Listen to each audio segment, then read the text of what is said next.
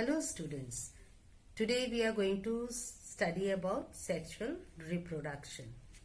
You know, reproduction is a process which is required for the continuity of the life and it is of various types. So sexual reproduction is also one category. It occurs in complex plants and animals and it always occurs in 3 steps. So what the 3 steps required, which is mandatory, is A. Pre-fertilization. This is the first step which is required in sexual reproduction. The second is fertilization. We will study in detail what happens in this. Right? This is the second one. And the third is post-fertilization events. So these are the 3 events which is required for sexual reproduction. So starting with the first one, that is the pre-fertilization. Here gametogenesis occurs. Gametogenesis occurs. Gametogenesis is a word which is made up of 2 letters you see here. Gametogenesis. Gameto means gametes, we are talking about gametes, and genesis is we are talking about the formation. So genesis is what? Formation. Formation of gametes. So what happens? Pre-fertilization, that is before fertilization, gametogenesis occurs, that is formation of gametes occur. So gametogenesis means formation of gametes.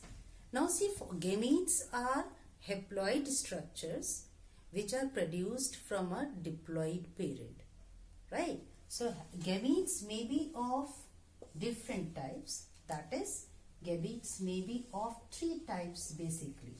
1, isogametes or isogamous, the organism known as isogamous.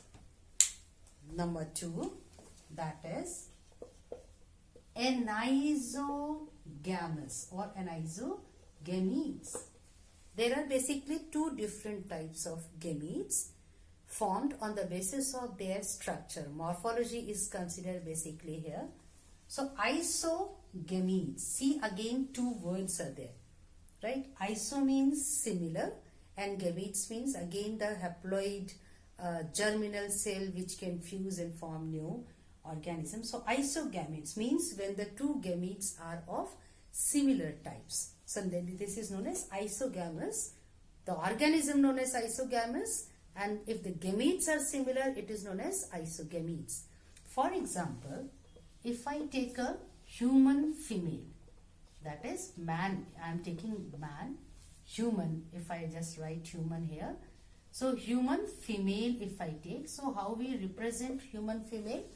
XX. So if she forms gametes, she is going to form similar kind of gametes.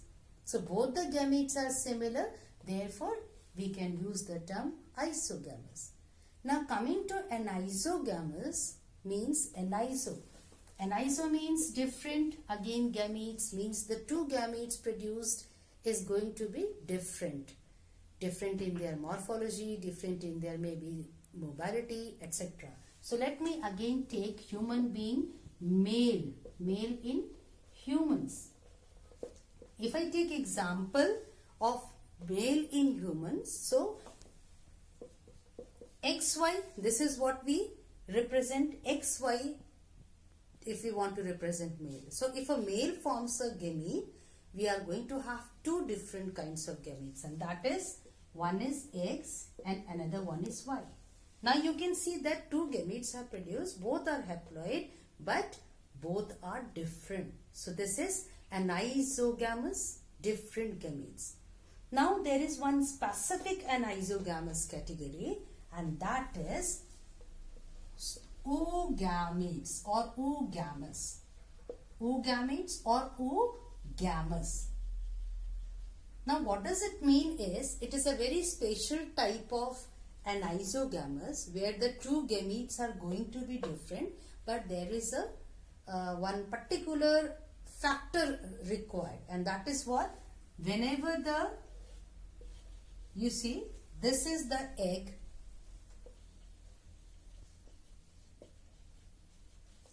this is the egg, and this is the sperm.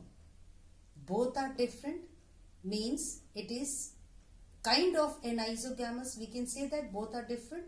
But what happens whenever the female is large but non-motile?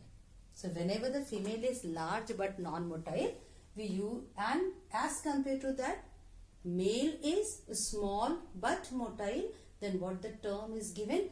Oogametes, yeah, oogamous. The organism is oogamous. It means just by taking one organism, that is human being, we can define three types of gametes. That is isogamous, isogametes, both the two gametes are similar. Then anisogametes, both the two gametes are different. And then oogamous, that is oogametes, when it is a kind of anisogametes when the egg is large and non-motile and the sperm is small and motile. So anyway, whatever kind of gametes are produced, what happens? This is the first required step, that is pre-fertilization event, formation of gametes. Now what happens when the gametes are produced? Right? These gametes, they are brought together, and that is known as the coitus method, mating method, pollination in plants, and the previous in animal. So what happens when the two gametes fuse with each other? They form a diploid product, and that is known as zygote. This is what is the second step. So whether the sexual reproduction occurs in plants or animals, the second step required is fertilization, where the two gametes, whatever kind of gamete it is, iso, aniso, oogamous, when the two gametes, they fuse with each other to form a zygote. So here what happened? There is a